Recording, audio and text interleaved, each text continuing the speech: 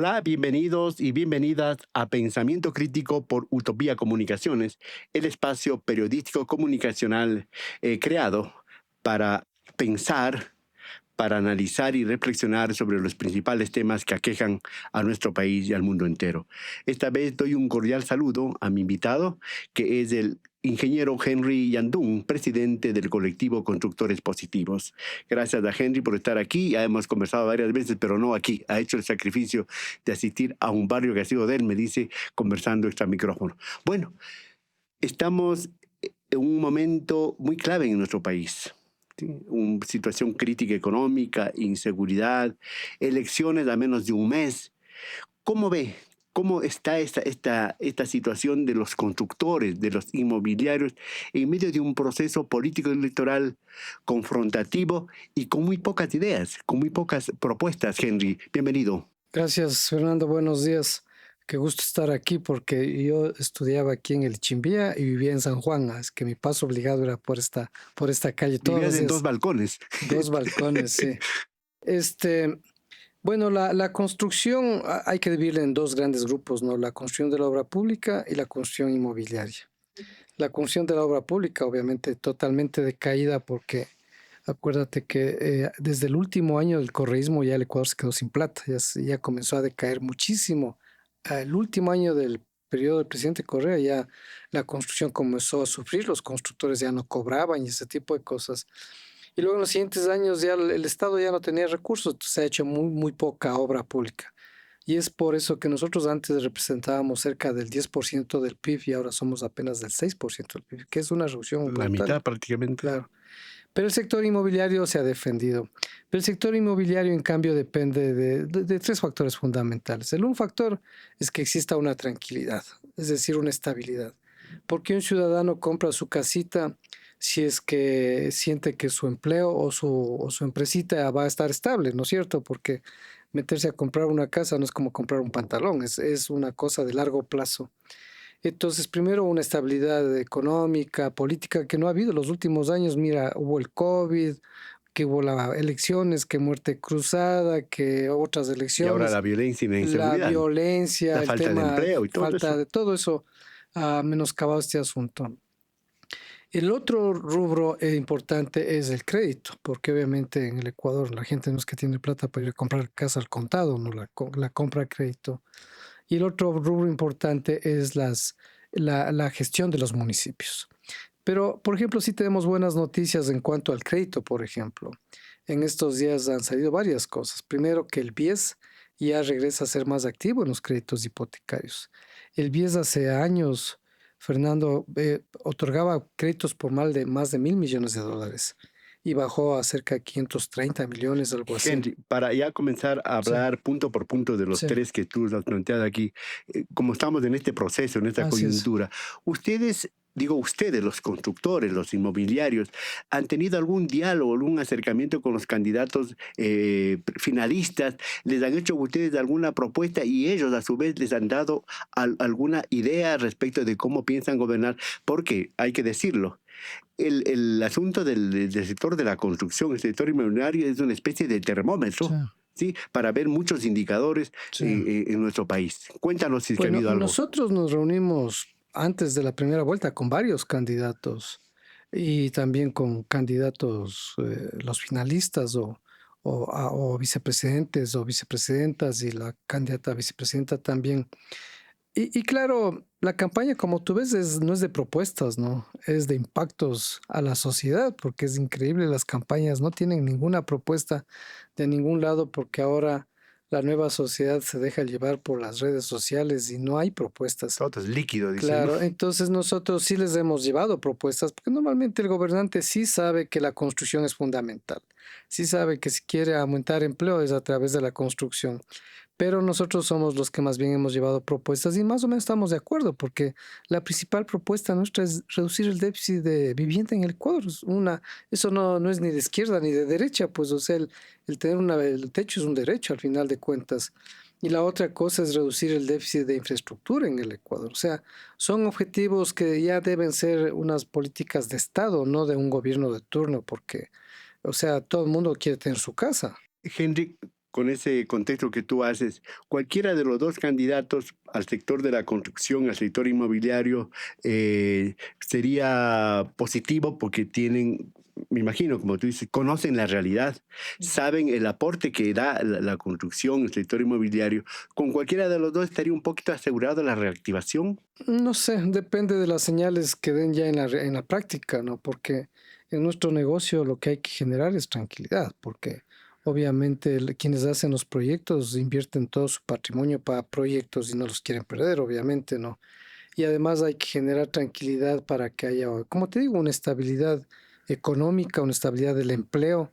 Y entonces en ese momento que hay estabilidad, la gente comienza a animarse a comprar viviendas, que es lo que nosotros pretendemos, que todo el mundo ojalá tenga su vivienda propia. Henry, para ir avanzando, ¿por qué no nos hablas de números? ¿Cómo están los números en el sector de la construcción, en el sector inmobiliario? Sí, Para en base a eso ir analizando las problemáticas y las claro. alternativas, Mira, Henry. si quieres números, una medida principal es cómo se consume el cemento en el Ecuador.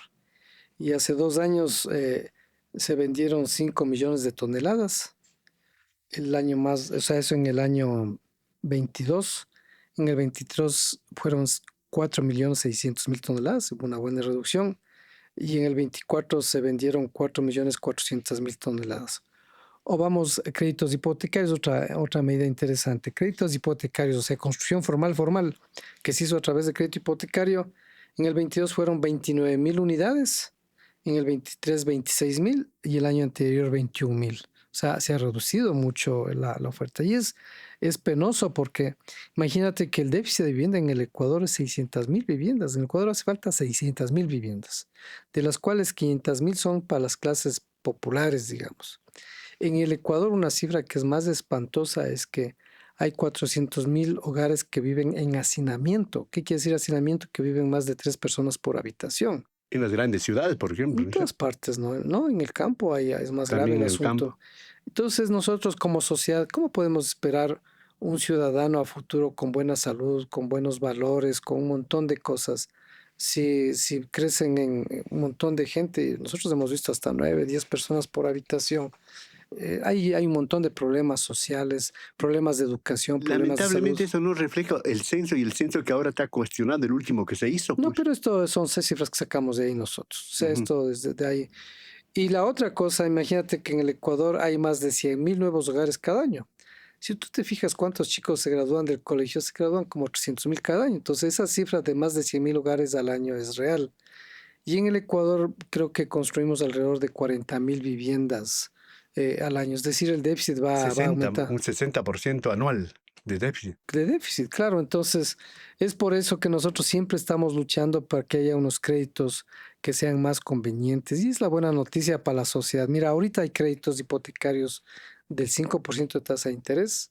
Ya te explico cuáles hay del 6% y hay del 7.5% y hay los otros que son ya del 10%. Hay dinero en el sistema financiero en este Claro. momento, por eso te ofrecen, te llaman por teléfono, pero lo que no existe es la certidumbre en el cliente, porque no, como tú dices, quiere tener la seguridad, quiere tener la certidumbre para endeudarse. Sí, también, pero también hay un tema, Fernando, es que tal vez el cliente no sabe que hay unas buenas opciones ahora en el mercado, porque hay estos proyectos que se llaman BIS y VIP, que son viviendas de menos de $107.000, que cuando un ciudadano va y ve una vivienda, ponte de $80.000, algo así, se va a sorprender lo linda que son esas viviendas que hay en todo el país. En Quito hay varios proyectos de estos, pero con una tasa de interés del 5%, la cuota de la casa propia es parecida a la cuota del arriendo, o sea, no es muy alejada. Entonces, parecería que la gente tiene que perderle el miedo y ir a averiguar, porque con las tasas del 5% se puede hacer eso. Mira, el BIES tiene créditos ahora del 6% para viviendas de hasta $90.000. Y parece que la próxima semana va a haber buenas noticias porque van a hacer para unas casas más pequeñas o inversiones menores, tal vez va a bajar al 5% la tasa. Entonces eso hace que sea posible comprar vivienda propia porque, repito, la cuota de la casa propia ya es muy parecida a la cuota de un arriendo o de una casa similar. A propósito de créditos, de todo lo que tú hablas, ¿cómo está el fideicomiso, Henry? Que se creó y todavía está persistente, pero creo que termina este año. ¿Cómo está Sí. el fideicomiso? Mira, este fideicomiso, porque en esta vida hay que reconocer las buenas cosas. Esto creó el presidente Moreno con el ministro Richard Martínez. Nosotros participamos activamente en esto. ¿Y en qué consiste? Que el gobierno aporta con el 40%, en términos muy fáciles de entender, 40%, cobrando 0% de interés. La banca aporta el 60% con la tasa normal. Mezclando las dos, sale la tasa del 5%. O sea, el gobierno subsidia la tasa de interés. Y ahí sale el proyecto BizBib, que es del 5%, con 5% de entrada y a 25 años. Entonces, eso sí ha sido muy bueno. Se ha generado 25,000 viviendas desde esa época acá, que es importante.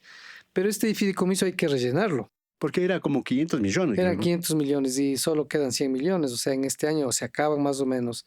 Y nosotros sí estamos insistiendo a que eso se rellene. Ahora, ese es un problema. Por ejemplo, es una señal del próximo gobernante, que si realmente está Quien quiera que sea. quien quiera que sea, si realmente está interesado en ayudar a la gente y generar la construcción, al otro día debería decir, mire, yo me comprometo en rellenar esto, hablar con los multilaterales, porque es un dinero que viene de los multilaterales, y hacer un relleno para unos próximos 5 años, que eso sería fantástico, ¿no? Porque ahorita el constructor ya no quiere hacer proyectos BizBib, empezar nuevos, porque no tiene la certeza de que este fideicomiso exista de aquí a un año, porque ya se acaba la plata.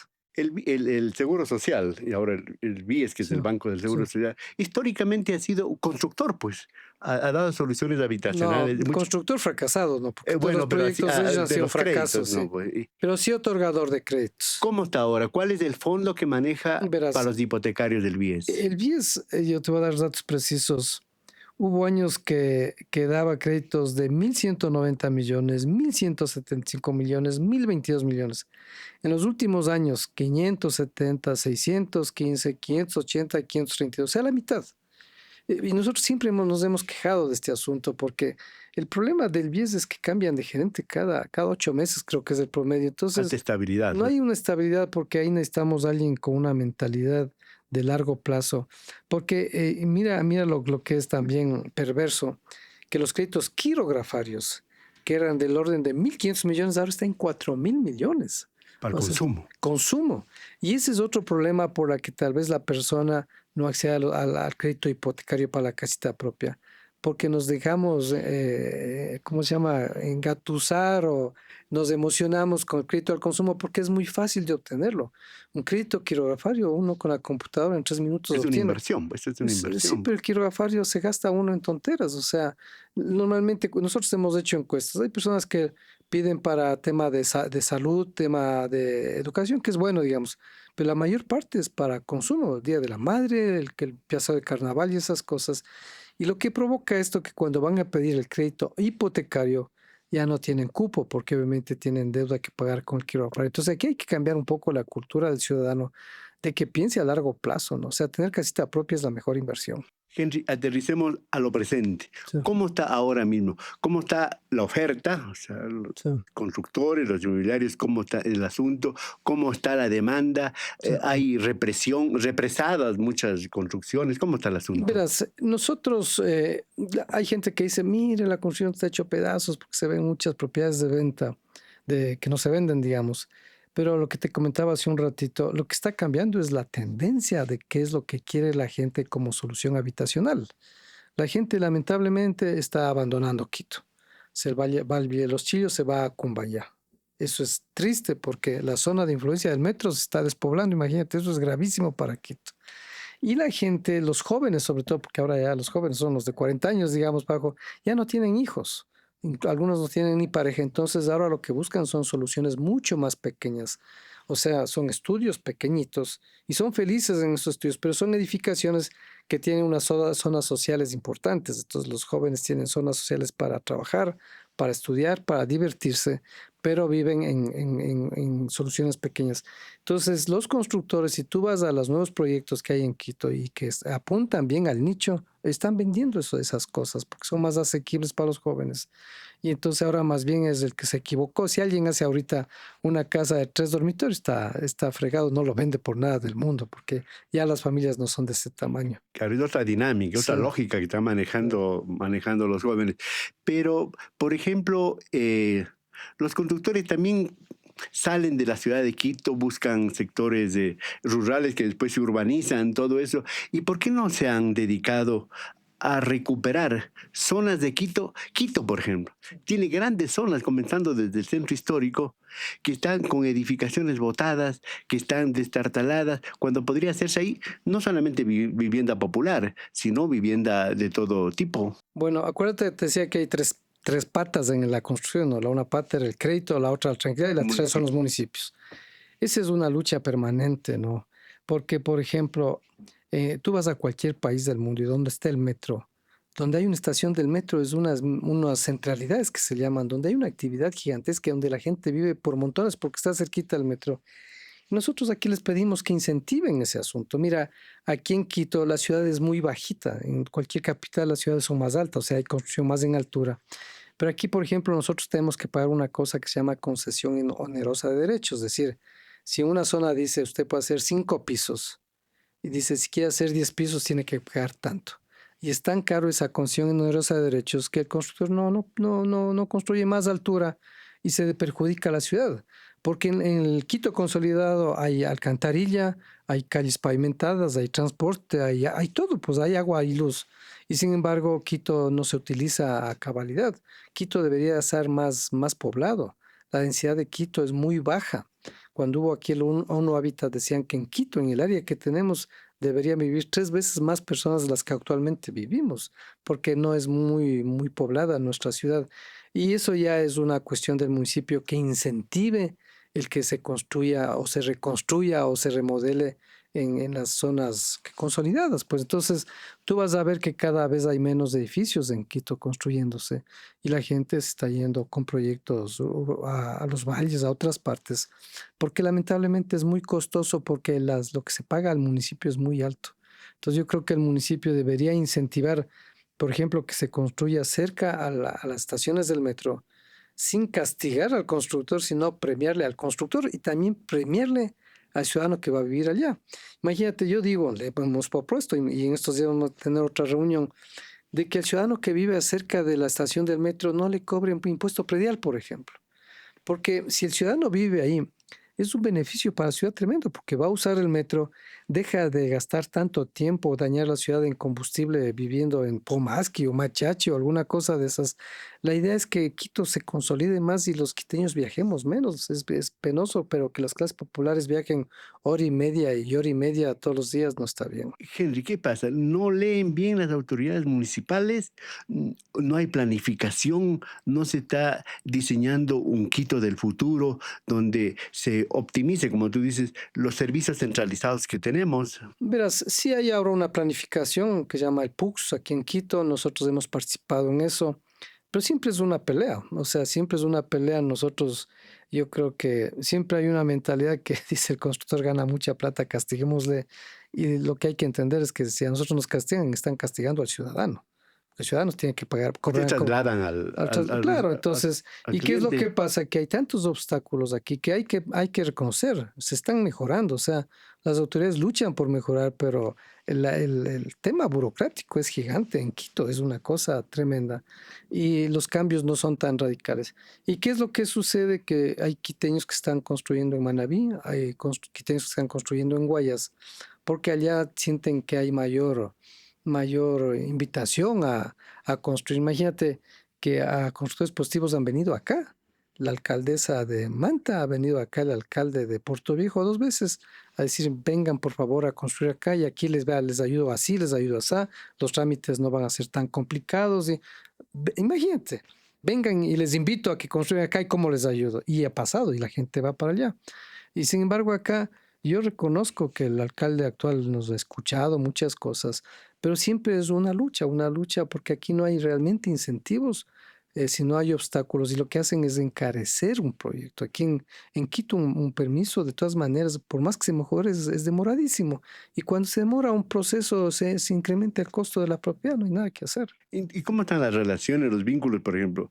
del municipio, por decir, de los constructores, los colegios profesionales, la Cámara de la Construcción, para que analicen y debatan estos temas y se facilite y se descentralice y se descongestione esos trámites burocráticos, todo lo Sí, demás. nosotros hemos participado inclusive en la silla vacía, ¿no? O sea, sí es un tema esto, pero yo creo, ya hablando así morochamente, en Quito hay un problema de ingobernabilidad por parte de los alcaldes. El último no, pero los anteriores tenían siempre el consejo en contra, digamos, ¿no? Entonces era Pero difícil. también aparece, no sé, ahora al alcalde le quieren hacer Claro, la imagínate, remoción. entonces siempre hay un tema que no hay un alineamiento en facilitar el tema. En definitiva, aquí construir en Quito es pelear contra obstáculos burocráticos. Esa es la realidad.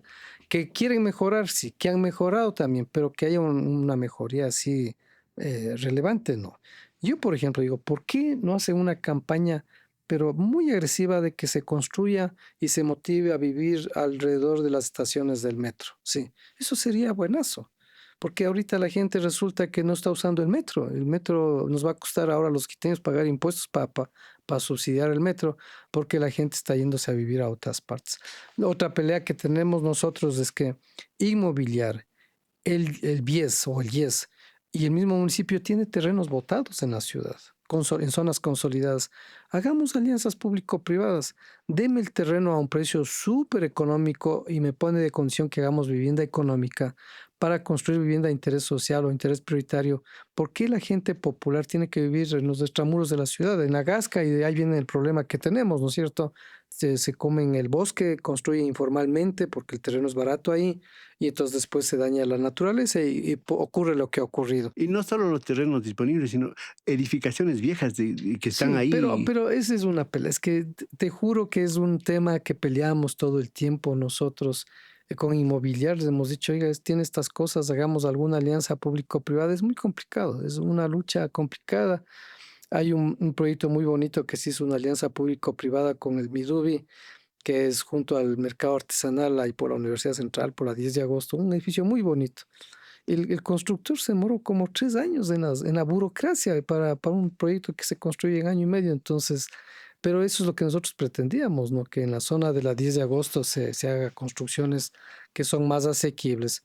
Pero yo creo que aquí sí falta una mayor agresividad por parte de las autoridades. Hay propiedades del BIES que están botadas atrás de la caja del seguro, el hueco es donde A la, jugamos fútbol a cuando la éramos jóvenes. espaldita del seguro no Claro, está ahí por ahí. jugábamos fútbol. Hubiera dejado el hueco, jugaríamos fútbol todavía, por lo menos. Ahí está botado, ¿no? Son proyectos, fideicomisos abandonados que no se resuelven, no se resuelven por temas Como el Parque burocráticos. Bicentenario, por ejemplo, uno. Otro, donde era anteriormente la estación del trole La Quitopía, en la la Y. Y. Sí, por ejemplo, ahí el municipio tiene un proyecto que se llama Quitopía, que esto pretende, pero ya debería estar construyéndose. Pues ahí viene el problema, ¿no? Que se encuentran con la realidad de la burocracia, porque ese es un típico sitio para hacer una vivienda de interés prioritario. Pero ahí el sector público debería preguntar al sector privado, oiga, ¿cómo deberíamos hacer para que esto se rentabilice? Pero si el municipio hace sus sueños teóricos sobre el escritorio, en la práctica eso no va a ser viable y ya debería estar construyéndose eso, porque ya el alcalde ya está más de 2 años, ¿no es cierto? Y ese es un proyecto que se, Va a estar 2 años. claro, ese es un proyecto que ya debería estar construyéndose, pero eso debe hacerse en alianza público-privada, Fernando, porque lamentablemente es zapatero a tus zapatos aquí. Y se hace unas buenas alianzas. Ahora hay una buena ley de alianzas público-privadas donde se ponen las condiciones y las dos partes salen ganando y se hace algo que sea viable, porque estos fideicomisos fracasados, de que hablamos hace un ratito, fracasaron porque había mucha injerencia del sector oficial para imponer diseños, precios y cosas y terminan fracasando los proyectos. Para terminar esta partecita, ¿qué piensas tú, por ejemplo, esto de la revocatoria del mandato del alcalde, cuando estamos hablando de que se requiere política pública, estabilidad de autoridades? ¿Crees porque ya tuvimos con el señor Yunda, Sí, el abogado Santiago Guarderas, ahora tenemos a Pavel claro. Muñoz? ¿Cómo ven ustedes? O sea, nosotros creemos que debe haber estabilidad, pero hay un tema que hay una constitución en el Ecuador. Pregúntate quién hizo la constitución. Pero unos la Eh, cumplen, otros no. bueno, es otra cosa, pero esa es la democracia, lamentablemente, ¿no? O sea, yo tampoco estaría de acuerdo, pero esa es la democracia, así está planteada y qué va a pasar no sabemos. Y es lo que te decimos, ¿no? Nosotros los últimos 4 años hemos tenido elecciones en el Ecuador. Entonces, cada que hay elecciones, el país se paraliza. Eso no está bien. Esto debería ser algo más continuo.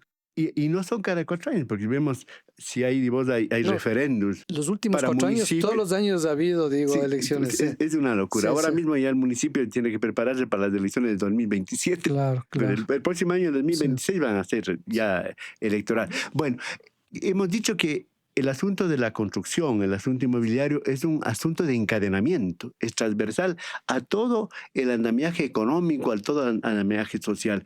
Ahorita, tú puedes decir cuánto está aportando al Producto Interno Bruto, cuál es el asunto de la tasa que está aportando al empleo, Verás, ese tipo de cosas. eso es un dato interesante de ganas el resto, pero verás, de memoria me sé este asunto. En el empleo, y ahí te va a decir una señal más, ve, y ahí viene otra vez a colación los municipios, ¿no? En Guayaquil, yo tengo no por país, sino por ciudad inclusive. En Guayaquil, el último año, 9.8% de las personas se dedicaban a la construcción, 9.8%. En Quito apenas es del 7%. En Machala es del 7.6%. A nivel nacional, el 6.3%. Mira, nosotros somos del PIB el 6% más o menos y aportamos con el empleo el 6.3%, o sea, es lógica la relación. Antes éramos el 10%, es decir, antes me imagino que aportábamos con 10% del empleo. ¿Y qué quiere decir esto? Mira, en Guayaquil es una señal, ¿no? ¿Por qué en Guayaquil hay casi el 30% más de ciudadanos trabajando para la construcción? Porque hay más facilidades, hay más obra. Y otros dirían, y es una ciudad conflictiva en cuanto a la seguridad, dirían. No, pero no importa, ahí está, se construye más. Hay más obras, el municipio hace mucho más obras que acá, ¿no? Hay bastantes obras que están allí haciendo allá. Entonces yo creo que este es un llamado de atención que sí se puede construir más aquí. Pero hay un tema que hay que acotar, mira. Hablamos de promedio del Ecuador 6.3%, o sea, de cada 100 personas, 6.3 trabajan en la construcción. Pero son los que trabajan directamente, o sea, el ingeniero, el arquitecto y el albañil. Pero aparte de eso, hay las personas que hacen la madera, hay los que hacen los bloques, hay los que hacen las cortinas, hay los que hacen las iluminarias, el cemento, el hierro. La señora que hace el café, el almuerzo, todo, o sea, hay la camioneta que hace el recorrido. Hay un montón de gente Por eso digo, relacionada. es un encadenamiento. Es un encadenamiento y eso es lo que nosotros realmente perdemos la garganta hablando con las autoridades, que se genera el empleo de una manera impresionante, no solamente este 6.3%, sino muchísimo más.